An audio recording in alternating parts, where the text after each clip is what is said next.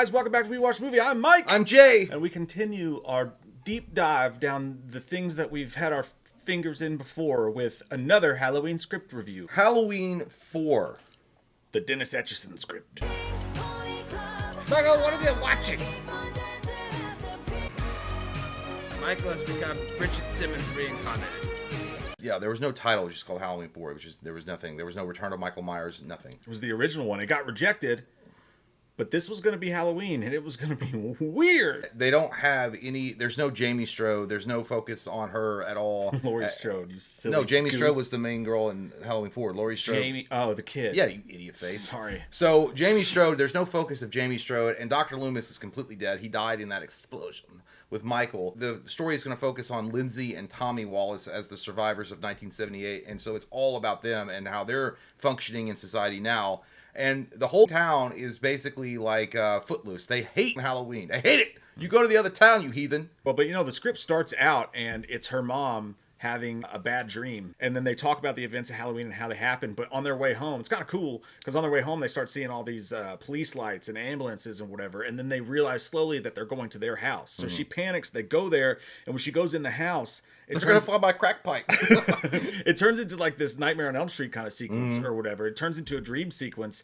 And then it's kind of dope because the lamp turns to like blood and the daughter comes down the steps. And then she splits open and Michael Myers comes out of her, which it sounds pretty wild. But like with their graphics back then, it probably would have looked fucking awful. Well, yeah, the thing is, like, the guy that was writing this, I don't know what he was like smoking, like a lot of like angel dust. And he was like, they got money.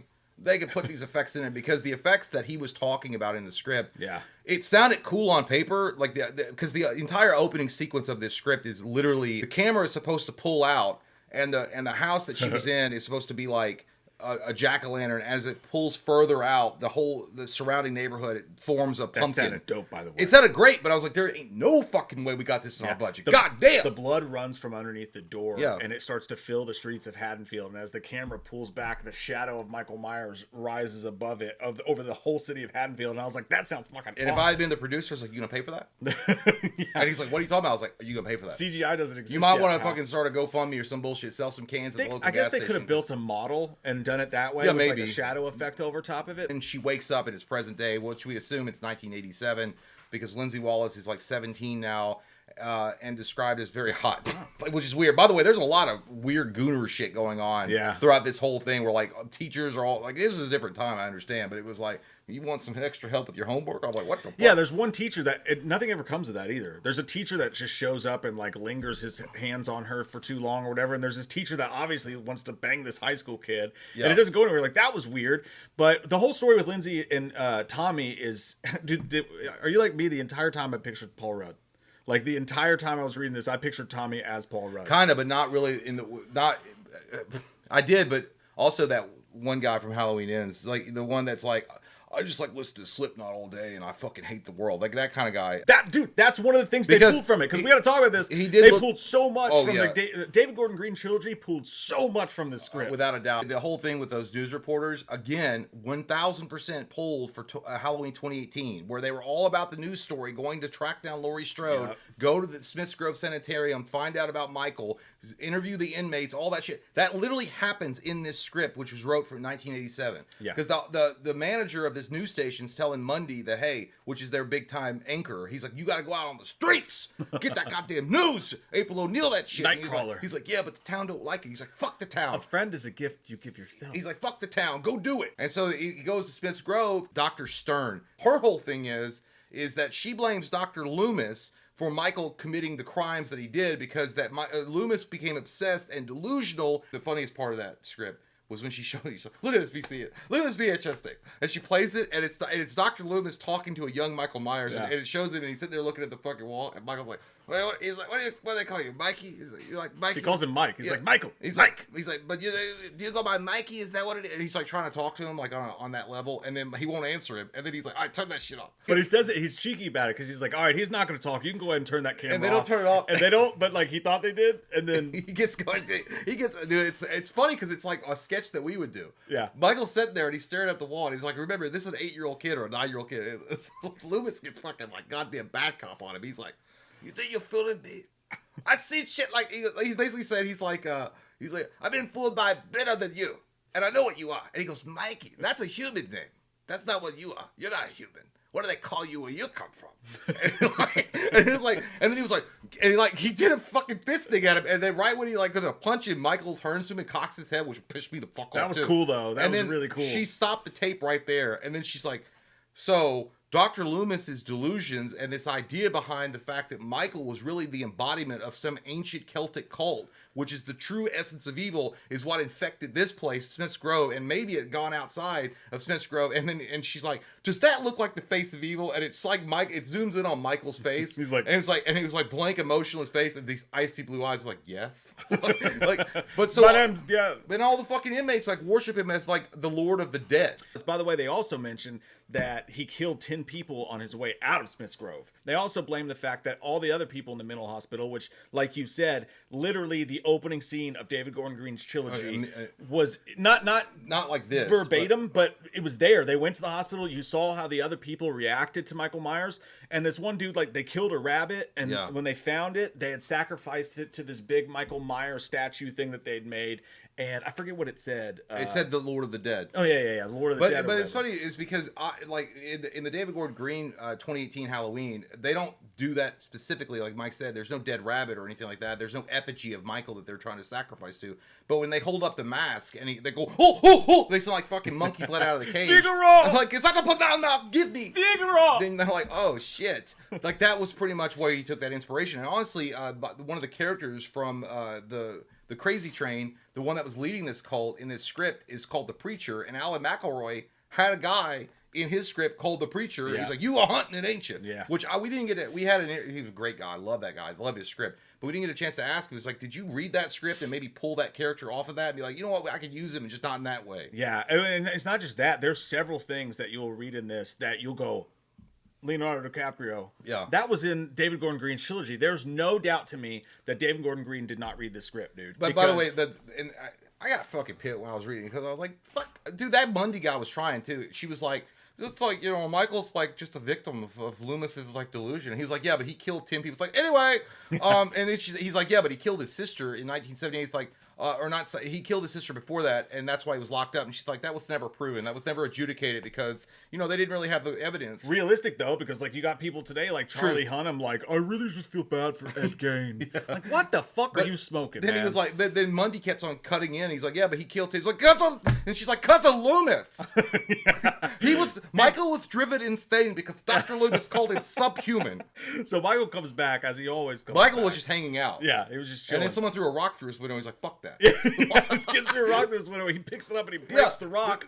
And then they let a dog. They probably could have just left Michael alone. I don't know. He made it just That's what I'm saying. In that house. That's what I didn't understand about the movie, because Michael is driven by a force of something we can't understand. And for whatever reason, if they're going to go play with the occult angle, then when Halloween happens, when Samhain is on the prowl, that he would be he would be motivated to fucking go and kill. But it's like Michael just hanging out in his house, being like, well, I guess they didn't sell it. I'll set up shop here. And this little asshole kid throws a rock through his window, and he's like, fucking, and he picks it up, and they zoom in, and he crutches the rock, and then that's It'd be funny if he ate it. And then Michael's like, well, I guess I'll go back and kill, because they threw a rock through my window, and I know they don't have fucking the insurance. They also let a dog. This kid lets a dog into his house, and then he doesn't kill the dog. The dog takes a bite out of Michael's. Like, that dog take a bite out of your ass. It bites off his fucking fingers, and then Michael walks around for half of this script like Michael does in Halloween Kills, missing a couple of his digits. Probably about the 40-minute mark, there's a pumpkin patch.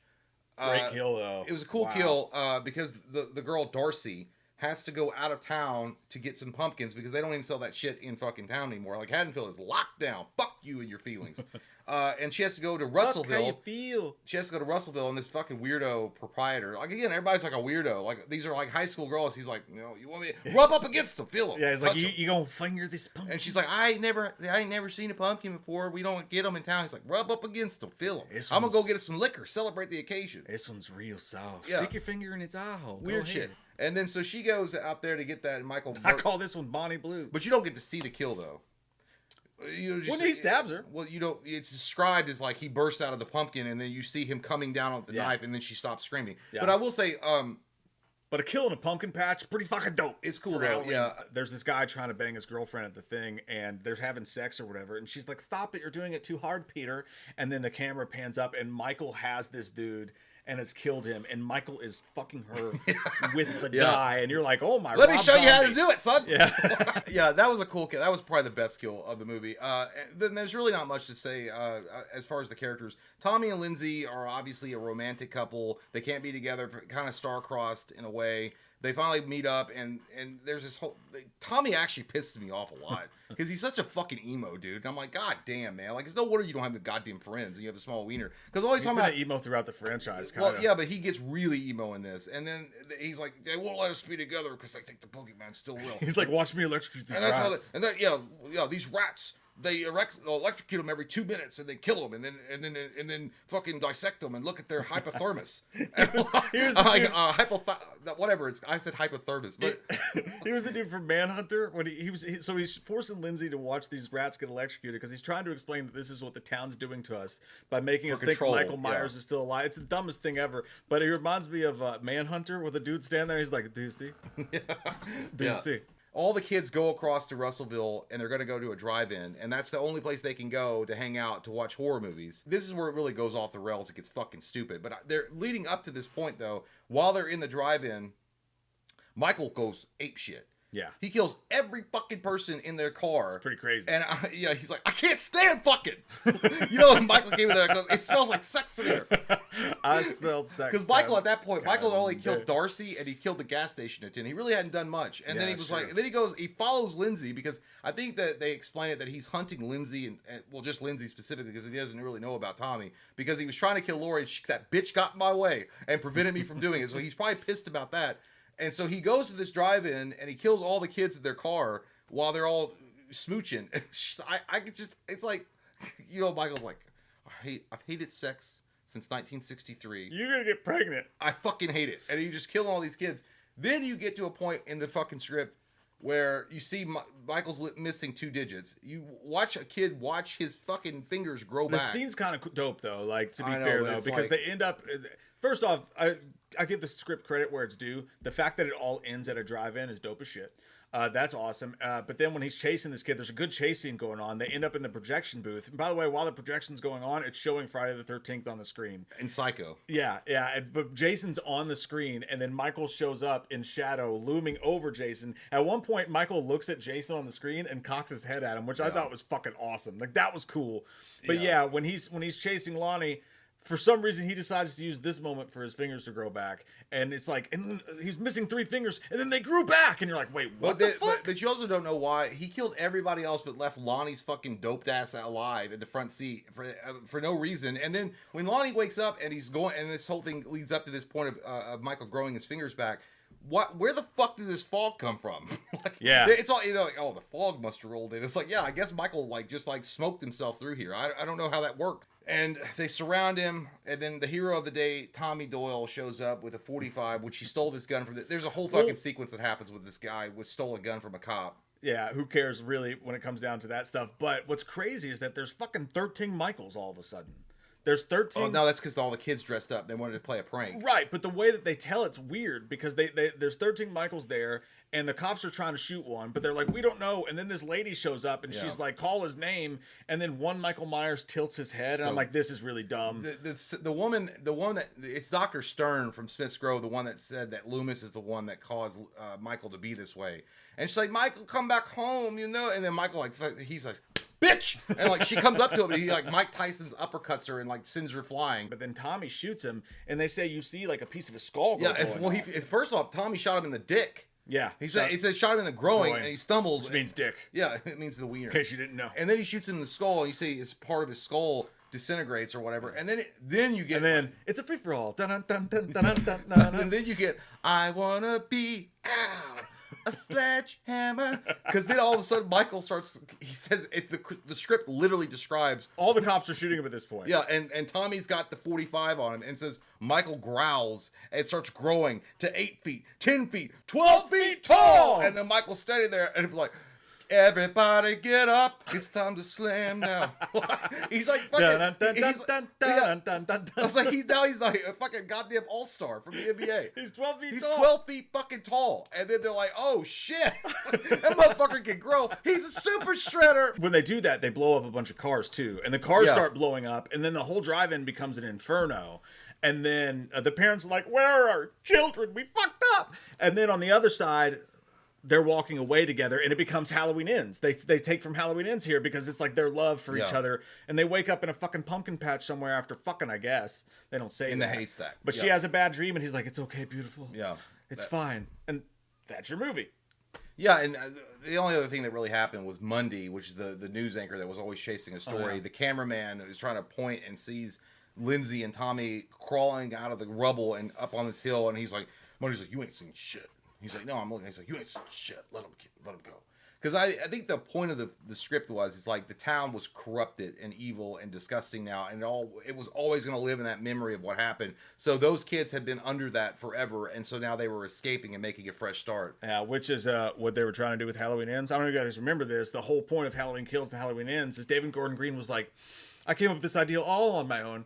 I want to see I want to explore how Michael's infected the town of Haddonfield. And you read this script and you see the finger situation. You see that. Yeah. You see the infection of the town angle. There's so many things in this script that are in David Gordon Green's trilogy. There's no way he didn't read this. By David Gordon Green saying explorer, he meant like, I'm going to go to Reddit and find this post and I'm going to read the script. Not only just certain scenes in the script, but the tone of the fucking script screams David Gordon Green trilogy. I don't know. And here's the thing: at the end of the day, it's not a bad script. It's not a great script. If that had been the movie that we'd got like at least we would have forever changed the franchise. Well, we would have got away from the Strode shit 100%. And by the way, that's where she is. She's just they're just like nobody's seen the Laurie Strode girl in years, and that's kind of how they deal with that. Yeah, they don't explain much about that. And then, but the only problem is like you get no more Dr. Loomis. That's gone forever. All of that shit, they would just move on, which I guess would work in some scenarios. But I think what happened when the script was made, and then when Alan McElroy got a hold of it, is like they probably thought there was no fucking chance they'd ever get Donald Pleasance back. I swear to God, I think the studio. But they had him. They had Dew Pleasance. Well, no, I think that they were like, he's not going to come back for a full movie. Well, I think when they wrote the script, they assumed him to be dead from the explosion. Yeah, so they thought I think they thought they were going to get Donald Pleasance back, but they were going to. The way they brought him back was the Scream 3 Dewey angle by having the tape of him talking. Well, yeah, maybe he was like, I'm not doing that. I'm a goddamn theater trained actor. He said he would do 26. That's what I'm saying. I think he was passionate about coming back, and he's like, I want to come back, and then Akkad was like, all right, Donald Pleasance, legend. He wants to come back. We're not doing that script. And they added, and then also maybe in their minds, they're like, okay, if we're going to have Loomis back, there's got to be a Strode angle because people are going to want to know what happened to Laurie because he's going to be alive. So let's create Jamie because Jamie Lee Curtis was definitely not coming back. Right. So that's what happened. I think that got flushed down the toilet. But at the end of the day, it's not the fucking ending was awful. Growing to a 12 feet tall giant Hakeem Olajuwon and stomping around the fucking drive-in is terrible. I'm going to say the same thing I almost always say when it comes to these things. I could not, in good conscience, greenlight this script, but I'll be goddamned if I didn't want to see it take place. Like, I would love to have watched that and see what it had been like, but it would have changed Halloween forever, dude. Because now you'll have a Michael who can grow exponentially, who literally cannot be killed no matter what you do. Yeah. You cut off his head, he'll probably regrow a new one. Secret of the Ooze. He has all these new abilities that we've never explored before, and I just wonder what the franchise would look like today if this script was made. It's fucking fascinating to think about. That being said, if my job was on the line, there's no way in fuck I'm greenlighting this script. Never in a million years. I'd be like, maybe an animated series on HBO. Yeah, I would. No, honestly, someone should make an animated version of this I would. Use AI slop if you have to. I know it's hard out there, but whatever. Yeah, but they're taking the water, Jay, from our rainforests. Fuck it. Sorry. They've been cutting down trees forever in the Amazon, and now all of a sudden people are concerned. Shut the fuck up. Other than that, I think really what happens is that Donald Pleasance says, I'll come back. I want to come back. I want a full fleshed out moment with Dr. Loomis. They said, fuck it, let's keep him alive. Well, that's what I think the Akkads were like, yeah, dude, Donald Pleasance is awesome, and we want to have him keep it. Once they realized we could just make him scarred up, they're like, fuck yeah, let's go. Yeah, but he's like, but in reality, this script actually makes sense. Like, nobody could survive that. No. It's true. Yeah. Dr. Loomis shot a Get out, yeah! Yeah, he's like, he shot a fucking oxygen tank, and it blew the fuck up inside of an enclosed room. Motherfucker looks like a whopper. Yeah, and he was like, what happened? He's like, I just got some sky tissue. It's fine. Yeah, it's like if it was real, that I got a bigger gun. Dr. Loomis, he should be fucking blind and fucking in a wheelchair and half retarded from the fucking brain damage. Because it's like he literally shot a gas canister and it blew up. Michael can survive that. Loomis not so much. He's like, no, what happened was right before it happened, I ducked behind Michael's big ass and he took the brunt of it. If you're a fan of the franchise, you should read it just for the batshit crazy stuff. They actually considered making this movie, which is nuts. Tell us your thoughts down below. Whoa, penis. God, you really did touch it. It's cool. I liked it. You're going to see it grow 12 feet. I liked it. We love your fucking faces. Click subscribe, like all that stuff. Make sure you tune into the live streams where we'll talk about stuff like this and more. See you soon. Bye. Bye.